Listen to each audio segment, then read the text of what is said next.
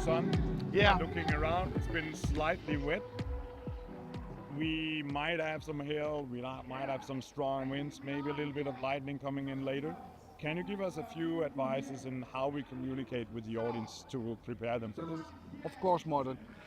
As I said before, I really want to give you a compliment for the festival. What you do here is a fantastic job. I know how you approach everything and how you manage the crowd at this festival. And you're really doing an amazing job. I think you're an example for a lot of crowd managers. So let's start with that. Thank you. About crowd communication, for example, the bad weather which is coming, I think it's very important that you inform the crowd about what is going to happen. So you create a little bit of awareness at the crowd, and you have to give them an advice what to do. So these two things, informing them about what is coming, so they can make their own choice if I want to stay or I want to leave or whatever. But it's important that you inform them about what is going to happen, and after that you're giving them advice what they can do to protect themselves. But the problem with weather is that you don't really know if it's hitting us. Mm-hmm. You have no idea. So often when we're talking about communicating with crowds, people are talking about, yeah, but then they're getting afraid or they're gonna panic or something like that. So how do we manage that balance? Well, I think it's important that you give them facts, and then you are going to the ego styles of Eric Berne, the personality styles, which says that when you are communicating in the adult ego, and you present them facts about what is going to happen or may happen, then people will realize, okay, well, these are the facts and I can make my own decision. So you're not going to talk about from out the parent ego, but please present them the facts. So you get them into the adult ego, and then they probably will make their own decision. And of course, 80% is 80%, but better to communicate 80% chance than not communicating anything. So you're talking about the ego styles. Mm-hmm. Give me a few words on the different ego styles. Yeah, it's a theory of Eric Berne. He said that when we are communicating as people, you can communicate in 3 different egos. And when you want your message to be accepted by the receiver, it's important that you talk in the same ego style as the receiver is in, or you get them into an ego style. Eric Berne said there are 3 egos. The first one is the parent ego. The parent ego talks like you're not allowed to do this or you're not allowed to do that. It's more like a parent to her or his child. And the parent ego is also caring. So come on here, I will make you breakfast or get you a cup of tea or whatever. When somebody talking to you like that, then he's communicating from out of parent ego. The second ego we all have is the adult ego. The adult ego is more analyzing, gathering facts, and then communicates. And the third ego is our child ego. And when we are talking from out a child ego, we are talking from out our emotions.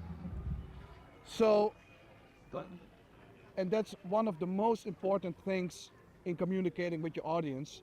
Normally as safety officers or security personnel, they are in their parent ego. They are talking like you're not allowed to enter this area or whatever. The people who are visiting an event like here in Roskilde are mostly in their child ego. They want to have fun, they want to enjoy, and when I'm at Roskilde Festival at the moment and I'm visiting the festival and I'm facing a parent ego when I'm in my child ego, at least resistance will raise when I see a message I'm not allowed to enter. So it's very, very important that you level as personnel, as a crew, as safety officer, but also when you're communicating with the audience, that you level in the same ego as the visitors are in, as the crowd is in at that moment. But you can also get the crowd into, for example, the adult ego. So present them the facts and they will automatically go to their adult ego. Adult ego. I think that's one of the most important things when you talk about crowd communication, also about customer experience, because in the end you want a happy customer. That's what it's all about. Yeah. So when we work quite a lot with crowd movement, because we're 130,000 people at the festival, different sizes of stages, 80,000 at our main stage, 1,200 at one of the smaller stages. So it's massive movement around, challenges, and where should we book it? So we tend to really work with the crowd when they start moving. How can I use communication in a good way to support that? Well, I think you have different communication channels which you can use. Of course, the LED screens on the festival side when you want to inform the crowd in front of the stage. But when the crowd is moving, you cannot reach them with your audio system or with your LED screens on site. So then you have to look to other communication channels. Well, of course, our channel or our system can be a solution for it, but you also have a crew on site which can inform the crowd with a megaphone or, of course, the signing. So there are a lot of communication channels, and it's good to know before an incident that you know, okay, what communication channel am I going to use in which scenario? Okay. So a sort of matrix. Yeah, we do it the same. I also know that you have this matrix style. We tend to say what kind of, in which case, which situation, what structure do you communicate? Exactly. Yeah. But I would like to jump a little bit back to this argument of people panicking. I think you know my opinion on it. I don't think that's how it is. I think your mindset and my mindset are very easy on it or equal on it. But still, I would like to jump back into how do you see the risk of communicating something, over communicating, or maybe making people afraid? Or maybe jump into if it's an evacuation or a situation.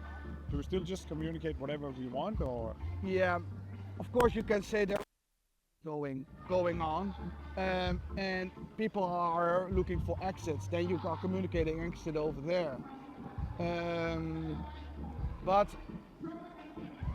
I think you should tell the people what is going on. You don't have to go into the details, but to say there is an incident going on, and hey guys, I want you to go to the right, or please leave the event area, because I think people will not panic that much. But of course, when somebody's shooting a gun, then people will start to panic. When you are informing them, we have to evacuate because bad weather is coming, people will follow. Yeah. I don't think you can. Communication is important. You want to inform the crowd and steer them, and then you have to communicate. Okay, well, something is going on. Please, people. I fully agree. For me, being a crowd manager, if you want to work with 130,000 people, you have to trust them. You have to believe that you can give them the information that they need to have in order to make their own decision. I don't believe that people panic. You mentioned a shooting. If something like that happens, it's not panicking, it's doing what you should do. Yeah. And then the whole idea is to be prepared for that. So that's kind of the idea. Thank you, Sander. Of course, Martin. It was a pleasure. Thank you. To meet you. And to everybody who watched it, thank you for joining us. I really like the idea of the ego state, looking into that communication. So Eric Byrne, or just look CrowdCows up. Thank you.